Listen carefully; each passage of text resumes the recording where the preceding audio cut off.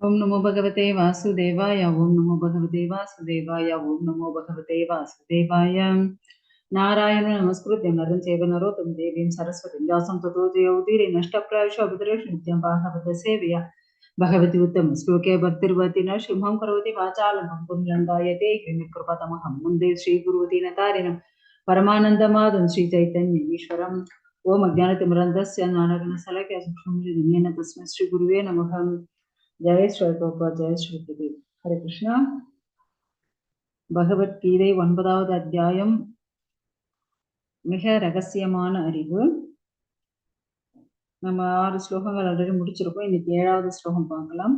சர்வபூதானி Kaunteya பிரகிருதிம் யாந்தி மாமிகாம் கல்பக்ஷயே புனஸ்தானி கல்பதௌ விஸ்ருஜாம் யகம்.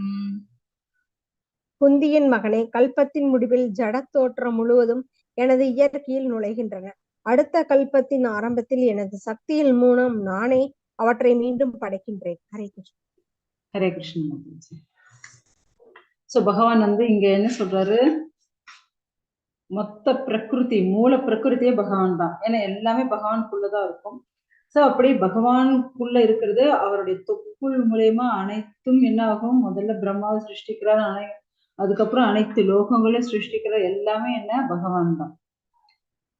So இந்த கல்பம் முடியும் போது, ஏன்னா நம்ம ஆல்ரெடி பார்த்திருக்கோம், பகவான் ஒவ்வொரு கல்பம், அதாவது இப்ப பிரம்மா, இந்த பிரம்மா போகும்போது, இந்த பிரம்மா முடியும் போது அடுத்தது இன்னொரு பிரம்மா வர்றதுக்கு முன்னாடி திரும்ப என்ன ஆயிருக்கும், எல்லாத்தையும் தண்ணிக்குள்ள போயிட்டு இருக்கோம். அதாவது நம்ம 4 டைப்ஸ் ஆஃப் பிரளயம் பார்த்திருக்கோம். அதாவது இந்த நித்திய பிரளயமும் ஆத்தியந்திக பிரளயம், இது ரெண்டும் ஜீவாத்மாவுடையது. ஸோ நித்திய பிரளயம்னா நம்ம இந்த உடம்பை விட்டுட்டு அந்த ஆத்மா அடுத்த உடம்ப எடுத்துக்கிறது தான் என்ன, நித்திய பிரளயம். ஆத்தியந்திக பிரளயம்ன்றது அந்த ஜீவாத்மா அடுத்த உடம்பு எடுக்காம இந்த ஜீவாத்மையில இந்த உடம்ப விட்ட உடனே ஸ்ட்ரெயிட்டா கோலுகத்துக்கு போயிடும். ஸோ அதுதான் என்ன, ஆத்தியந்திக பிரளயம். அதே போல இந்த உலகத்தை பற்றிய விஷயங்கள் 2 பிரளயம் இருக்கு. அது என்ன அப்படின்னா நைமித்திக பிரளயம். ஸோ நைமித்திக பிரளயம்னா பிரம்மா தூங்குற டைம்ல, ஏன்னா பிரம்மாவுடைய ஒரு நாள் 2000 சதுரயுகங்கள். அதுல பகல் நேரம் 1000 சதுரயுகம், இரவு நேரம் 1000 சதுரயுகம். அந்த இரவு நேரம் 1000 சதுரயுகம் அந்த டைம்ல பூ புவக சுவக இந்த 3 லோகமும் தண்ணியில இருக்கும். ஸோ நெக்ஸ்ட் என்ன அப்படின்னா அடுத்த பிரளயம் என்னன்னா பிராகிருத பிரளயம். ஸோ அது பிரம்மாவுடைய ஏஜே அவருக்கே 100 வயசு ஆயிடுது அப்படின்னா அப்ப மொத்தத்தையும் பகவான் என்ன பண்ணுவாரு, தனக்குள்ளேயே எல்லாத்தையும் வச்சிடுவார். அனைத்தும் தனக்குள்ளேயே வச்சிருப்பாரு. அவரு கமல்படுத்திட்டு இருப்பாரு. அவருக்கு எப்ப தோணுதோ அப்ப என்ன பண்ணுவாரு, திரும்ப அந்த மூல பிரகிருத்திலிருந்து பகவான் திரும்ப சிருஷ்டிக்க ஆரம்பிப்பார். அதுதான் என்ன, பிராகிருத பிரளயம். அதுக்கப்புறம் பகவானே எப்ப மனசை சிருஷ்டிக்கிறாரோ அப்பதான் சிருஷ்டியே ஆரம்பிக்கும். இது அனைத்துமே என்ன அப்படின்னா பகவானுடைய, மற்ற யாரும் மியூட் பண்ணல, கொஞ்சம் மியூட் பண்ணுங்க.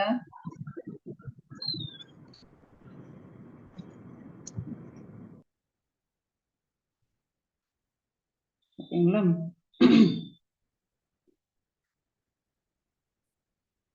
ஏன்னா முக்கியமா பக்தர்கள் அனைவரும் எங்க போயிடுவாங்க அப்படின்னா பகவானுடைய கோலோகத்துக்கு போயிடுவாங்க. ஆனா யாரெல்லாம் கர்மிகளோ, யாரெல்லாம் பந்தப்பட்ட ஆத்மாக்களோ அவங்க மாத்திரம்தான் இந்த கல்பத்துல இருப்பாங்க. அதாவது இந்த லோகத்துல, பௌதிக உலகத்துல இருப்பாங்க. மற்ற அனைவரையும் பகவான் என்ன பண்ணிடுவாரு அப்படின்னா தன்னுடைய லோகத்துக்கு அழைச்சிட்டு போயிட்டு அவர். அப்பனா பக்தர்கள்னா எப்படி இருக்கணும், அவங்க பகவான் மேல முழு நம்பிக்கையோட, முக்கியமா நம்பிக்கை, பகவான் மேல முழு நம்பிக்கையோட இருக்கணும். முழு நம்பிக்கையோடு ரொம்ப திடமா பக்தி செய்யும். பிரகிருதிம் ஸ்வாம் அவிஷ்டப்ய விஸ்ருஜாமி புனக புனக பூதக்ராமம் இமம் கிருஷ்ணம் அவசம் பிரகிருதேர் வசாத். பிரபஞ்ச தோற்றம் முழுவதும் எனக்கு கீழ்பட்டது.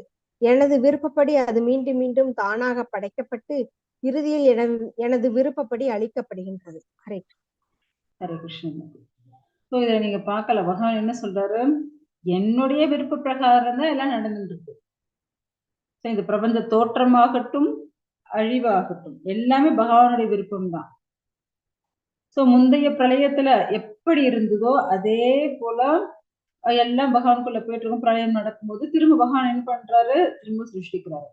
சிருஷ்டிக்கும் போது என்ன ஆகுதுன்னா, இந்த ஜீவாத்மாக்கள் அப்படியே ஆஸ் இட் இஸ் அப்படியே வெளியே வரும். சோ வெளியே வந்து அதனுடைய கர்மத்துக்கு தகுந்த போல அதுக்கு வந்து உடம்பு கிடைச்சிடும். ஏன்னா பகவான் ஸ்ரீரோதக சவிஷ்ணு எல்லாருக்குள்ளேயும் பரமாத்மா இருக்காரு. அதே போல பகவான் வந்து பிரம்மாவுக்கு ஆல்ரெடி நம்ம வந்து பாகவதத்துல பார்த்திருக்கோம். ஃபுல் ப்ளூ பிரிண்ட யாருக்கு கொடுத்துருவாரு, பிரம்மாவுக்கு கொடுத்துருவாரு. இதே போலதான் நீ வந்து சிருஷ்டிக்கணும் அப்படின்ட்டு ஃபுல் ப்ளூ பிரிண்டையும் கொடுத்துருவாரு. அதன் பிரகாரம் தான் பிரம்மா வந்து சிருஷ்டிக்க ஆரம்பிப்பார். சோ அது போல எல்லாமே யாருடைய விருப்பம்னா பகவானுடைய விருப்பம். ஆக்சுவலா நீங்க பாத்தீங்க அப்படின்னா, இப்ப ஒரு நிலம் எடுத்துட்டீங்கன்னு வச்சுக்கோங்க, விவசாய நிலம். சோ விவசாய நிலத்துல இப்ப ஒரு பயிர் இடுறாங்கன்னு வச்சுக்கோங்க. இப்ப அந்த பயிருடைய தன்மை, அந்த மண்ணு வந்து அந்த பயிருக்கான மருந்துகள் அது இது போட்டு அந்த மண்ணு அதுக்கு செட் ஆயிட்டு இருக்கும். இப்ப நம்ம வேற பயிர் வைக்கணும் அப்படின்னா, இப்ப மாத்தி வைக்கும் போது என்ன ஆகும், இந்த மண் அதுக்கு செட் ஆகாது அப்படின்னா, இப்போ என்ன பண்ணுவாங்க அப்படின்னா, இப்போ ஒரு 3 மாசம் இல்ல 4 மாசம் என்ன பண்ணுவாங்க, அந்த விவசாயமே பண்ணாம அப்படியே சும்மா விட்டுடுவாங்க.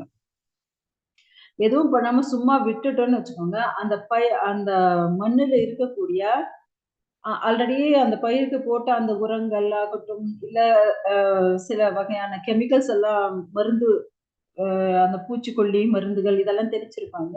சோ அதெல்லாம் என்ன ஆயிடுமா, போயிட்டு இருக்கும். அதுக்கப்புறம் அப்ப புதுசா நிலம் என்ன ஆகும், ஒரு 4, 5 மாசத்துல திரும்ப அது வந்து ரிஃப்ரெஷ் ஆயிட்டு இருக்கும். அப்ப நம்ம திரும்ப புதுசா நம்ம வந்து ஏதாவது விவசாயம் பண்ண முடியும் இல்லையா? அது போல ரீஃப்ரெஷ் ஆறதுக்காக என்ன பண்ணுவாங்க, அந்த விவசாய நிலத்தை அப்படியே சும்மா விட்டுடுவாங்க. அதுக்கப்புறம் தான் திரும்ப பயிர் செய்வாங்க. அதே போலதான் பகவான் என்ன பண்றாரு அப்படின்னா, பக்தர்கள் அனுப்புறார். சோ அப்புறம் பகவானே அவதாரம் எடுக்கிறார். எல்லா விஷயமும் பண்றார் பகவான்.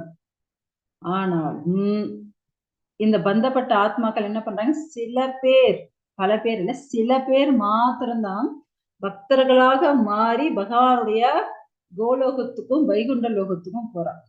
மத்தவா எல்லாம் என்ன பண்றாங்க, அதே கர்மத்தை திரும்ப திரும்ப செஞ்சுட்டே இருக்கா.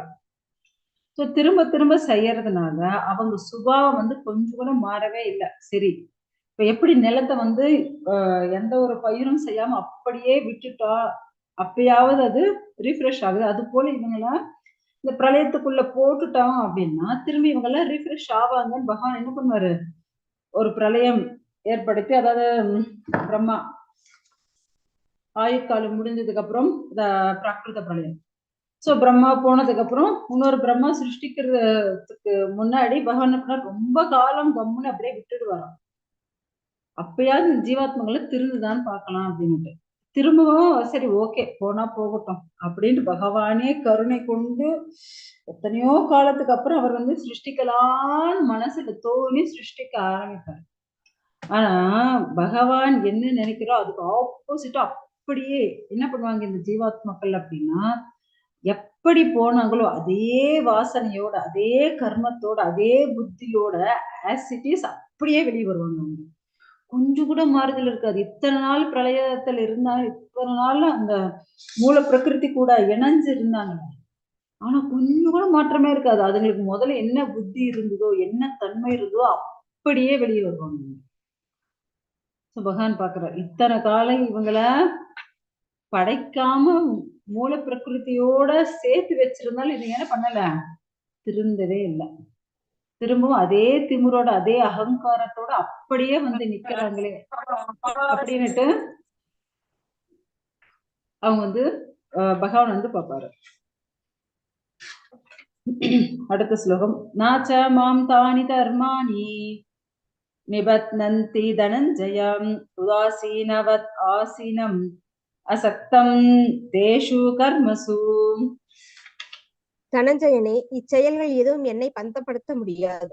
நடுநிலையில் அமைந்துள்ள நான் இந்த பௌதிக செயல்களிலிருந்து எப்போதும் விலகியே உள்ளேன். ஹரே ஹரே கிருஷ்ணா. சோ பகவான் வந்து என்ன பண்றாரு, இந்த பௌதிக சிருஷ்டி பண்றாரு. ஆனா அதுல இருந்து அவரு எந்த ஒரு தொடர்பும் அவருக்கு கிடையாது. அதாவது எந்த ஒரு பந்தப்படுறதும் இல்ல. ஆக்சுவலா நம்மள திருத்துறதுக்காக இங்க தண்ணி போட்டிருக்காரு. ஊத்தி வச்சிரு. கத்தி எடுத்து இதுல தண்ணி ஊத்தி. சோ பகவான் வந்து எப்பவுமே பக்தர்களை காப்பாத்துறதுக்கு தயாரா இருக்காரு. ஆனா முதல்ல இங்க இருக்கக்கூடிய இந்த ஜீவாத்மாக்கள் பக்தர்களா ஆகிறதுக்கு முயற்சி பண்ணணும் இல்ல, முயற்சி பண்றதே இல்ல. என்ன பண்றது? சோ ஏன்னா பகவானுடைய நாமத்தை சொன்னோம் அப்படின்னா புனிதம் அடைஞ்சிடுவோம். அத கூட ஏன்னா பகவானுடைய நாமம் அவ்வளவு சிரேஷ்டமானது. ஒரு வாட்டி என்ன ஆச்சு அப்படின்னா, பார்வதி தேவி வந்து தபஸ் பண்ணிட்டு இருக்காங்க. பயங்கரமா அவங்க வந்து கடும் தவம்.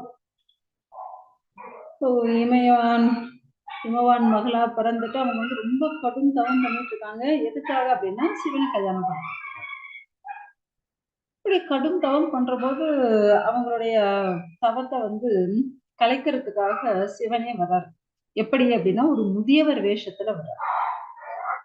ரொம்ப வயசாகி தள்ளாத கிழவனை போல வர்றாரு. ஸோ வந்து ஏமா நீ வந்து இளவரசி போல இருக்கே. அவன் சாமி நான் இளவரசி. அப்ப எதுக்கு இவ்வளவு கஷ்டப்பட்டு தவம் பண்ணிட்டு இருக்க? சந்தோஷமா வாழலாம்ல. இல்ல இல்ல நான் வந்து சிவனை நினைச்சு தவம் பண்ணிட்டு இருக்கேன். என்னது சிவனை நினைச்சு தவம் பண்றியா? ஆமா.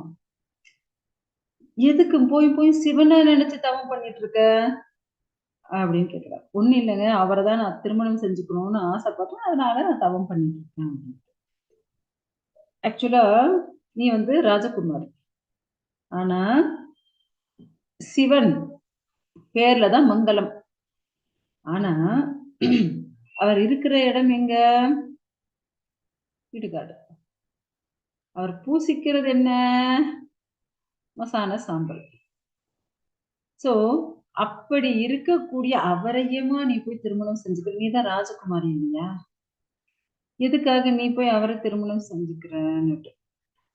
இல்ல இல்ல யார் என்ன சொன்னாலும் சரி நான் வந்து அவங்கதான் திருமணம் செஞ்சுக்குவேன் அப்படின்னுட்டு இவன் வந்து ரொம்ப உறுதியோட தவம் பண்ண ஆரம்பிச்சிட்டான்.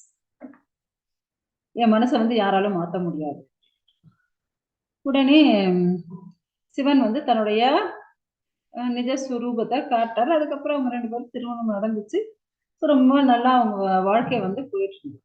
ஒரு வாட்டி வந்து பார்வதி வந்து கேக்குறாங்க சிவன் கிட்ட, சுவாமி நீங்க வந்து வயசான ரூபத்துல வந்து சொன்னீங்க, அதாவது சிவன்னுட்டு பேர்ல தான் மங்களம் இருக்கு, ஆனா அவரை என்ன பண்றாரு? அழிக்கும் கடவுள் நீங்க. ஓகே, மசானத்துல இருக்காரு நீங்க, அப்புறம் மசான சாம்பலை பூசிக்கிறாரு நீங்க. ஆனாலும் எப்படி உங்களுக்கு மங்களம் வந்துச்சு? நீங்க பண்ற விஷயம் எல்லாமே அமங்கலமான விஷயமாக இருக்கு, பட் உங்களுக்கு எப்படி மங்களம் வந்துச்சுன்னு கேக்குறாங்க. அப்ப சிவன் என்ன சொல்றாரு அப்படின்னா, பகவானுடைய நாமம் சாக்ஷாத் எனக்கு என்ன இன்னொரு பையனா வைஷ்ணவனாம் யதாசம்போ, நான் சிறந்த வைஷ்ணவன். அது போல நான் வந்து பகவான் ஹரியுடைய நாமத்தை எப்பவுமே நான் ஜபிச்சுட்டே இருப்பேன்.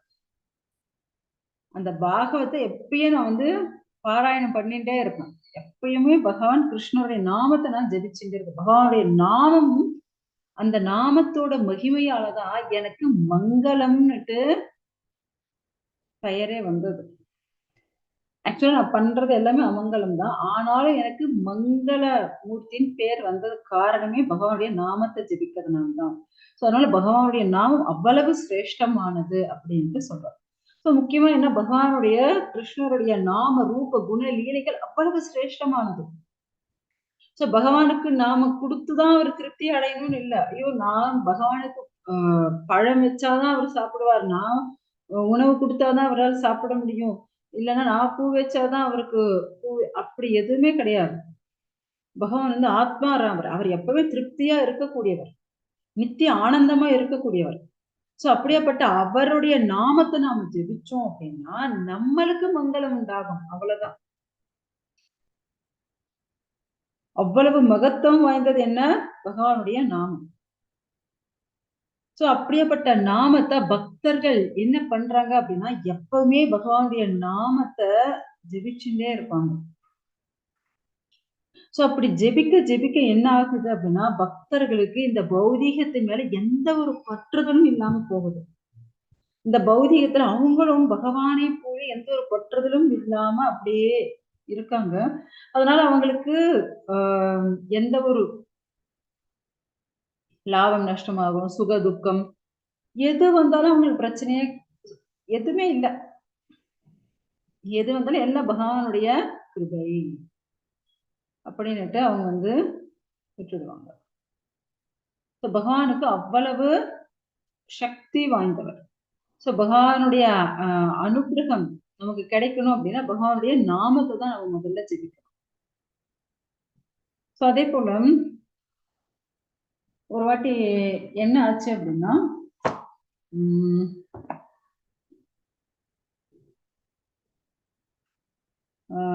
ஏழிசை பிரான் ஏழிசை பிரான்ட்டு ஒரு பிராமணர் இருந்தார். அவர் வந்து ரொம்ப நல்லா பாடுவார். சோ அவர் பாடும்போது பகவானே வந்து ஆடுவார். ஏழிசை பிரான் பாடுனா பகவானே வந்து டான்ஸ் ஆடுவார். இது எங்க நடந்தது அப்படின்னா திருநாராயணபுரம், அதாவது மேல்கோட்டை. இங்க கர்நாடகால மேல்கோட்டை நிறைய பேர் கூட வந்திருக்கீங்க. சோ அந்த மேல்கோட்டையில நடந்தது. சோ அப்படி இருக்கும்போது இவர் பாட அவர் ஆட இப்படி நடந்துட்டு இருக்கணும். ஆனா இவர் என்ன பண்ணுவார் அப்படின்னா ராமானுஜரை வந்து ரொம்ப ஒரு மாதிரி இன்சல்ட் பண்ணுவார். இப்படி இன்சல்ட் பண்ணும்போது அப்ப வந்து ராமானுஜரை வந்து ரொம்ப இன்சல்ட் பண்ணுவாருங்க. அப்ப ராமானுஜருடைய சிஷ்யர்கள் இருக்காங்க இல்லையா, ராமானுஜர் சிஷ்யர்கள் வந்து இவர்கிட்ட அந்த ஏழிசை பிரான் கிட்ட போய் கேட்கிறாங்க, சுவாமி நீங்க பாட பகவான் ஆடன்னு தங்களுக்கு கேள்விப்பட்டிருக்கோம், ராமானுஜருக்கு வந்து மோட்சம் கிடைக்குமான்னுட்டு கேளுங்க, ஏன்னா நீங்க தான் பகவான் கிட்ட நல்லா பேசுறீங்க, சோ நீங்க வந்து கேளுங்களேன். சரி ஓகே அப்படின்னுட்டு பரவாயில்ல, ஏன்னா அவங்க ராமானுஜர்கிட்ட கேட்காம நம்ம கிட்ட வந்து டவுட் கேட்கறாங்களே அப்படின்னுட்டு அவருக்கு ரொம்ப கொஞ்சம் இன்னும் ஆல்ரெடி கொஞ்சம் கர்வம் பிடிச்சவர், இன்னும் கொஞ்சம் கர்வம் ஜாஸ்தி ஆயிடுச்சு. சரின்ட்டு அன்னைக்கு இவர் போய் பாடுறாரு, பகவான் வந்து ஆடுறாரு, இதெல்லாம் நடக்குது. அப்ப வந்து இதுக்குள்ள ராமானுஜருடைய சிஷ்யர்கள் வந்து ஒரு டவுட் கேட்டா, அந்த டவுட் உங்ககிட்ட கேட்கலாமா? ஓகே கேளுங்க. ஒண்ணு இல்ல, ராமானுஜருக்கு மோட்சம் கிடைக்குமான்னுட்டு அவங்க பக்தர்கள் கேட்டாங்க, அவங்க சிஷ்யர்கள் கேட்டாங்க. ராமானுஜருக்கு மோட்சம், ராமானுஜரை ஃபாலோ பண்றவங்களுக்கு மோட்சம். ஏன்னா அதாவது ஒரு குரு அனுகிரகத்தோட இருந்தா மாத்திரம் அவங்க எல்லாருக்கும் மோட்சம் அப்படின்னு சொல்லிட்டாரு. ஓகே, ஏன்னா குரு அனுகிரகம் இல்ல அப்படின்னா அவங்களுக்கு வந்து மோட்சமே கிடையாது. ஓகேன்னுட்டு இவர் வந்து மறுநாள் வந்து சொல்றாரு, இது போல் பகவான் சொன்னாரு.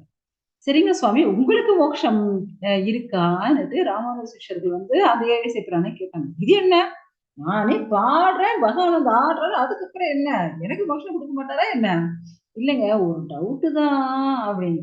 சரி சரி அதையும் கேட்டு பார்த்துடலாம் அப்படின்னுட்டு என்ன பண்றாங்க, மறுநாள் போய் பகவான் கிட்ட இது போல இவர் பாட பகவான் ஆட, சோ அந்த நேரத்துல கேட்கிறாரு, நீங்க எனக்கு மோட்சம் கொடுத்துடுவீங்கல்ல அப்படின்னுட்டு.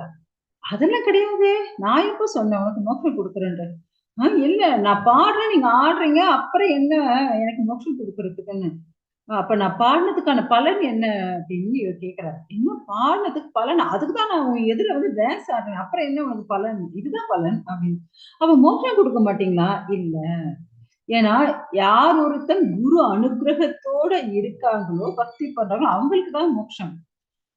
உனக்கு நீ வந்து எந்த ஒரு குரு அனுகிரகத்துல இல்ல, நீ செப்பரேட்டா ஏதோ பாடுற, சரி அந்த சந்தோஷத்தை நான் வந்து ஆடுறேன், அவ்வளவுதான். ஆனா மோட்சம் எல்லாம் கொடுக்க முடியாதுப்பா அப்படின்னுறாரு. சரி இவருக்கு தூக்கி வாரி போடுது. அப்ப நான் என்னதான் பண்றது? குரு அனுகிரகம், சோ ஒரு குருக்கு கீழே நீ இருந்தா மாத்திரம்தான் மோட்சம் கிடைக்கும். இப்ப மறுநாளே என்ன பண்றாரு, நேரா போய் ராமானுஜர் கால பிடிச்சாச்சு. சுவாமி என்னையும் நீங்க சிஷ்யனா ஏத்துக்கோங்க, ஏன்னா குரு அனுகிரகம் இருந்தாதான் பகவான் மோட்சம் கொடுப்பேன்னுட்டாரு. சோ அதனால என்னையும் நீங்க சிஷ்யனா ஏத்துக்கோங்க அப்படின்னுட்டு சொல்லிட்டாரு. சோ என்னதான் நம்ம வந்து நான் அப்படி பக்தி பண்றேன், இப்படி பக்தி பண்றேன்னு சில பேர் வந்து பெருமைக்கு வந்து சொல்லிட்டு இருப்பாங்க. ஆனா அங்க வந்து ஓகே, பகவான் என்ன பண்ணுவாரு, ஓகே நீ பாடினதுக்கு நான் வந்து ஆடினேன், அவ்வளவுதான் பலன். ஆனா மோட்சம் வேணும்னா குரு அனுகிரகம் கிடைச்சாதான் முடியும், இல்லைன்னா என்ன கிடைக்கவே கிடைக்காது. ஸோ முக்கியமா இங்க என்ன அப்படின்னா பக்தி. நமக்கு பக்தி எப்படி வரும்? நமக்கு பக்தியை கொடுக்கக்கூடியவர் யாரு? குரு தான். நமக்கு ஞான வைராக்கியத்தையும் பக்தியும் கொடுக்கக்கூடியவங்க குரு. அந்த குருவுடைய அனுகிரகம் கிடைச்சா போதும் நம்ம வந்து பகவானுடைய லோகம் போக முடியும். ஓகேங்களா? சோ அடுத்த ஸ்லோகம் பார்க்கலாம். மயாத் யக்ஷேன பிரகிருதி சூயதே சராசரம் ஹேதுனா நேன கௌந்தேய ஜகத் விபரி வர்த்ததே.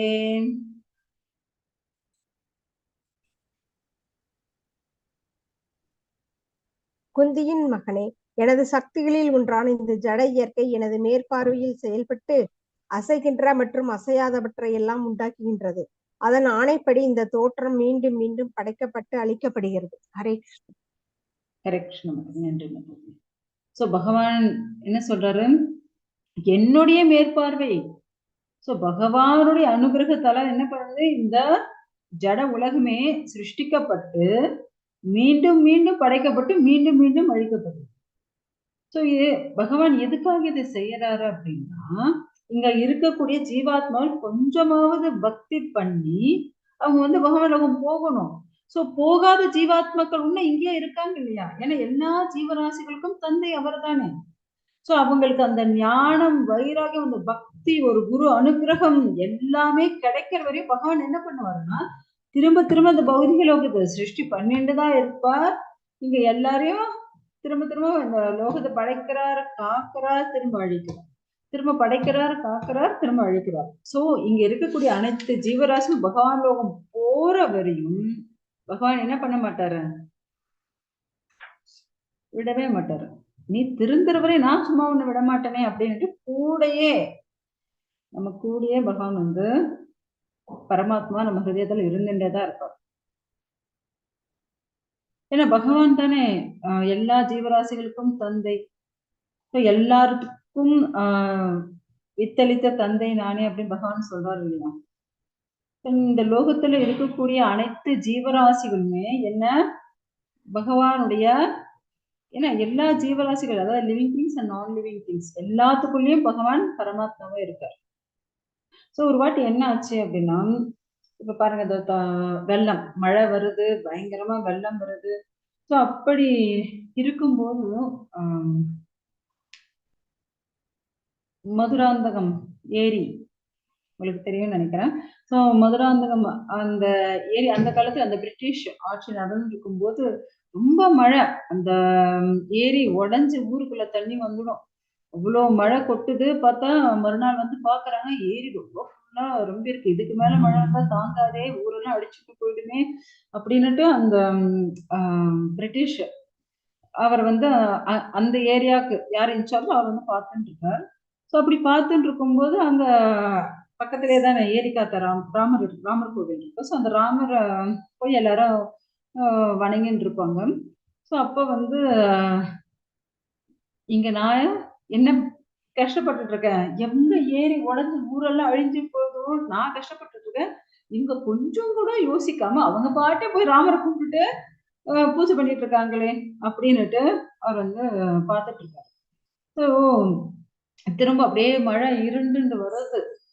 அப்ப இவருக்கு வந்து கோவம் வந்துடுச்சு அந்த பிரிட்டிஷ்காரருக்கு. உடனே நீங்க தானே ராமர் ராமர்னு எப்ப பார்த்தாலும் ராமர் பின்னாடி சுத்திட்டு இருக்கீங்க, அந்த ராமரையே வந்து காப்பாத்த சொல்லுங்க இந்த ஏரியா அப்படின்னுட்டு சொல்லிட்டு அவர் பாட்டையும் போயிடுறாரு.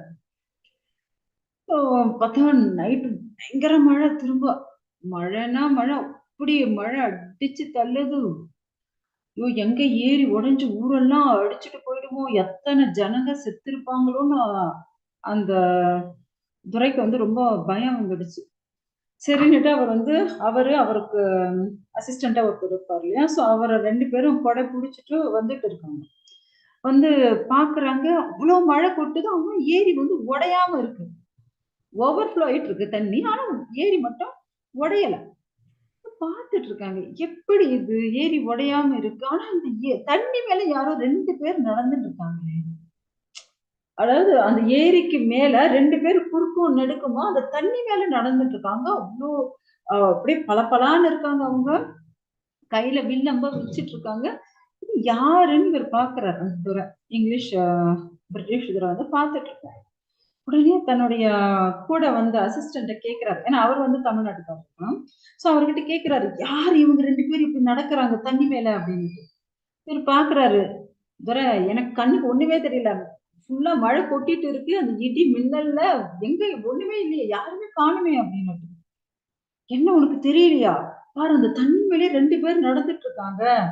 அப்படியே பாக்குறதுக்கு பெரிய 2 ராஜகுமாரர்கள் போல இருக்காங்க. அவ்வளவு அழகா இருக்காங்க. கையில வில்லு அம்பெல்லாம் வச்சுட்டு இருக்காங்களே. அவங்க 2 பேரு இதுல நடந்துட்டு இருக்காங்க அப்படின்ட்டு சொல்லிட்டு இருக்காரு அவரு. அப்ப அவரு வந்து சொல்றாரு, அது வேற யாரும் கிடையாது. ராமர் லக்ஷ்மணர் தான் அங்க வந்து நடந்துட்டு இருக்காங்க. ஆனா என் கண்ணுக்கு தெரியல. நீங்க தானே சொன்னீங்க. இந்த ராமரே வந்து உங்களை காப்பாத்துட்டோம். நான் எதுக்கு வந்து வந்து உங்களை வந்து பார்க்கணும் அப்படின்னு நீங்க கோவமா சொல்லிட்டு போயிட்டீங்கன்னா, அதனால ராமரே வந்து இங்க அந்த ஏரி உடையாம இருக்கிறதுக்காக பாதுகாத்துட்டு இருக்காரு. வேற ஒண்ணும் கிடையாது அப்படின்ட்டு. ஸோ மறுநாள் வந்து பாக்குறாங்க. அந்த ஏரி உடையாம அப்படியே இருக்கு. அதே போல ஜனங்க திரும்ப காலை எல்லாம் போய் திரும்ப கோவிலுக்கு கும்பிடுறது நம்ம செய்யறது அப்புறம் அப்பதான் இந்த துறை அதுவரையும் அந்த கோவிலுக்குள்ள போகவே மாட்டாரா இதுக்குள்ள. அதுக்கப்புறம் ஓடி போய் பகவான் கிட்ட நமஸ்காரம் பண்ணி ராமர் பக்தராவே மாறியாச்சு. சோ அதனால அந்த ஏரி காத்த ராமர். அவ்வளவு பகவான் மேல பக்தி, அந்த நம்பிக்கை முழுமையாக இருந்தால் போதும்.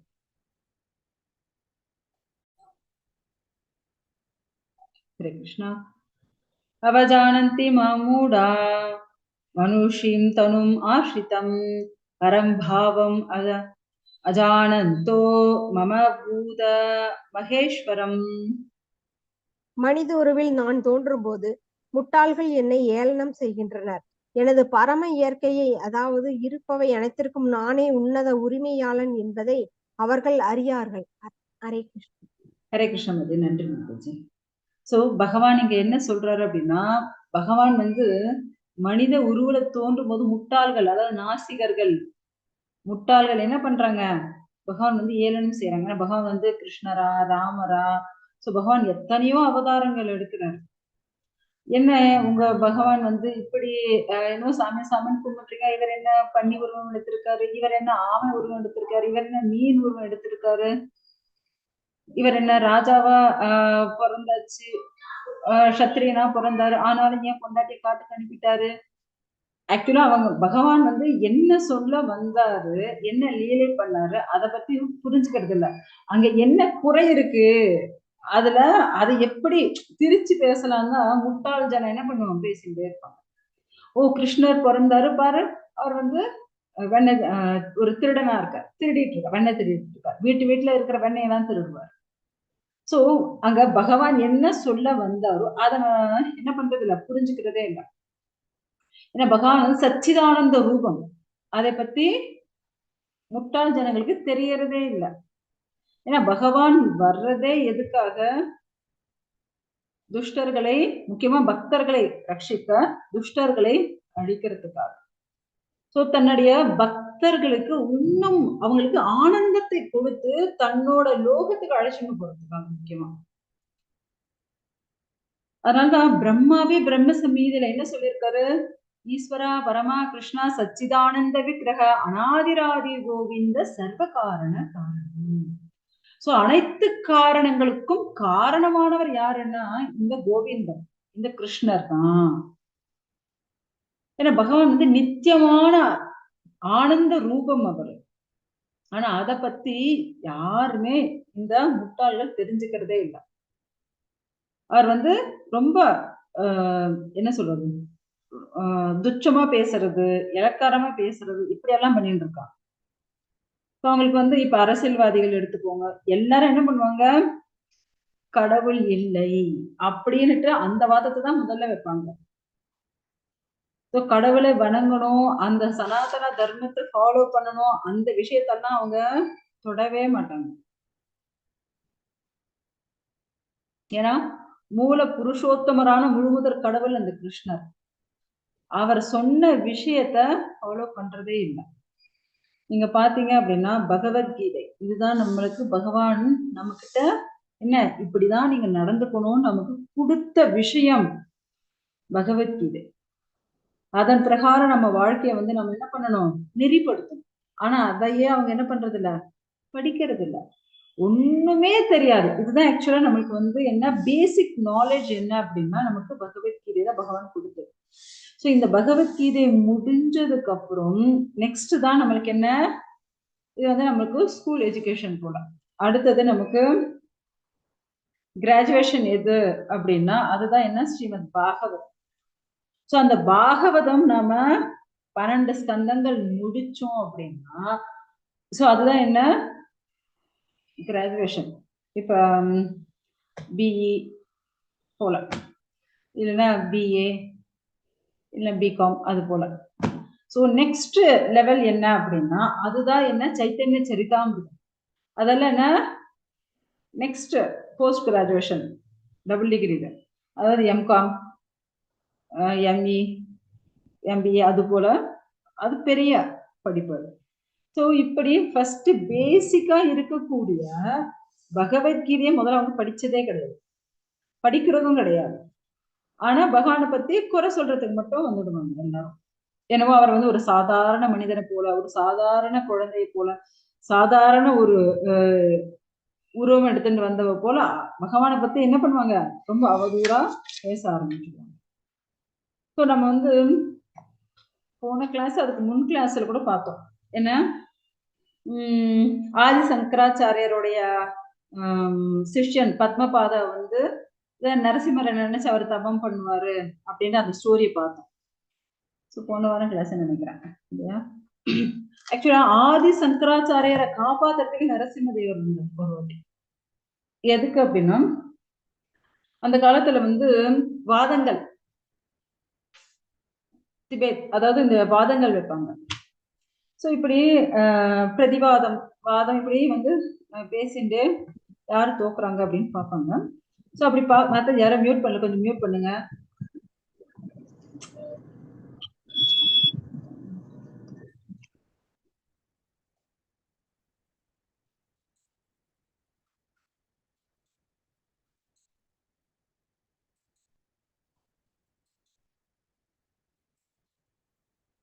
ஸோ இப்படி தர்க்கவாதம் வந்து நடந்துட்டு இருக்கு. ஸோ அப்படி நடக்கும்போது ஆதிசங்கராச்சாரியார் முன்ன யார் பண்ணிட்டு இருக்காங்களோ வாதம் பண்ணிட்டு இருக்கா அவர் வந்து தோத்துடுறாரு. ஸோ அப்படி தோத்ததுக்கு அப்புறம் என்ன ஆகுது அப்படின்னா உடனே அவங்க மனைவி வராங்க. மனைவி வந்து இல்ல இல்ல நான் வந்து இவருடைய அர்த்தாங்கினி, அதனால நீங்க வந்து என்கிட்டயும் என்ன போட்டி போட்டு நீங்க தோக்கணும், அப்பதான் நாங்க வந்து ஒத்துக்குவோம் அப்படின்னு. சரின்னுட்டு இவர் வந்து அதே போல தர்க்கவாதம் பண்ணிட்டு இருக்காங்க. பண்ணிட்டு இருக்கும்போது அந்த அம்மா என்ன பண்ணிட்டாங்க, டக்குன்னுட்டு வேற விதமான கேள்விகள் வந்து கேட்க ஆரம்பிச்சிச்சு. அதாவது கணவன் மனைவி சம்பந்தப்பட்ட விஷயங்களை வந்து கேட்க ஆரம்பிச்சாங்க. ஸோ கேட்டதுக்கு அப்புறம் உடனே ஆதிசங்கராச்சாரியர் பார்க்குறேன்னா அவர் வந்து 8 வயசுல சன்னியாசம் வாங்கிட்டார். அப்படியே வந்து பிரம்மச்சாரியா இருந்து அப்படியே சன்னியாசம் வாங்கியாச்சு. ஸோ 8 வயசுல இருந்து ஒரு பக்தியிலே இருந்ததுன்னா அவருக்கு வந்து இந்த விஷயம் எல்லாம் ஒன்றும் தெரியாது. அதனால என்ன பண்ண இவர் வந்து எனக்கு வந்து கொஞ்சம் காலம் கொடுங்க, நான் வந்து இதை தெரிஞ்சுட்டு வந்து நான் அதுக்கப்புறம், ஏன்னா இந்த விஷயம் பத்தி எனக்கு தெரியாது, கணவன் மணி விஷயத்தை பத்தி எனக்கு ஒண்ணுமே தெரியாது, அதனால இதை வந்து மற்றவங்கிட்ட கேட்டுட்டு வந்து நான் அதுக்கப்புறம் நான் உங்ககிட்ட பேசினேன்ட்டு அவர் வந்து கிளம்பிடுவேன். ஸோ போயிட்டு என்ன பண்றாரு, தன்னுடைய சிஷ்யர்கள் கிட்ட என்னுடைய உடம்பு வந்து பத்திரமா ஒரு குகைக்குள்ள வச்சு பாதுகாத்து வச்சு வச்சுக்கோங்க, நான் வந்து அதாவது கூடு விட்டு கூடு பாயிருன்னு சொல்லுவாரு இல்லையா. ஸோ அது போல நான் போய் மற்றவா உடம்பு யாராவது இறந்துருந்தா அவங்களுடைய உடம்பு மூலியமா போய் நான் அந்த விஷயத்த கத்துண்டு வந்து அதுக்கப்புறம் அவங்க கிட்ட நான் வாதத்துல ஜெயிக்கணும் அப்படின்னுட்டு தன்னுடைய சிஷ்யர்கள்கிட்ட தன்னுடைய உடம்ப வந்து பாத்துக்கோங்கன்னு விட்டுட்டு போயிடுறாரு. அவளும் என்ன பண்ணிட்டு இருக்கா, ஒரு குகைக்குள்ள வச்சுட்டு அந்த ஆதி சங்கராச்சாரியர் உடம்ப வந்து பார்த்துட்டு இருக்காங்க. ஸோ அப்படி இருக்கும்போது இவர் கரெக்டா அந்த டைம் வந்து ஒரு அந்த நாட்டு ராஜா வந்து இறந்துட்டார். ஸோ இறந்ததுக்கு அப்புறம் அந்த உடம்புக்குள்ள இவர் போயிடுறாரு. ஆக்சுவலா அந்த ராஜா வந்து சரியான என்ன மது மாது சூது இதிலேதான் அவருடைய வாழ்க்கை ஃபுல்லா நடந்துட்டு இருக்கும். எந்த ஒரு மக்களுக்கும் பிரஜைகளுக்கும் வந்து நல்லதே பண்ணவே மாட்டார். இவர் அந்த உடம்புக்குள்ள வந்தாரு. நம்ம எதுக்குள்ள வந்திருக்கோம் பாக்குற, ஓகே நம்ம ராஜா உடம்பு, ஓகே எப்படி எல்லாம் ராஜ்யம் பரிபாலனை பண்ண சூப்பரா எல்லாத்தையும் பரிபாலனை பண்ணிட்டாரு. அங்க இருந்து தன்னுடைய மனைவிகள் கிட்ட இந்த கேள்வியை கேட்கிறார். அவங்க அதற்கான விடைய சொல்றாங்க. உடனே அவர் என்ன பண்றாரு, அதுக்குள்ள என்ன ஆகுது அப்படின்னா, அங்க இருந்த அந்த சேனாதிபதி மந்திரிங்க வந்து ஸ்மெல் பண்ணியாச்சு. அவங்களுக்கு தெரிஞ்சு போச்சு, ஆக்சுவலா இது நம்ம ராஜாவே கிடையாது, ராஜா இறந்தாச்சு. உடனே கொஞ்ச நேரத்துக்கெல்லாம் திரும்ப எழுந்தது.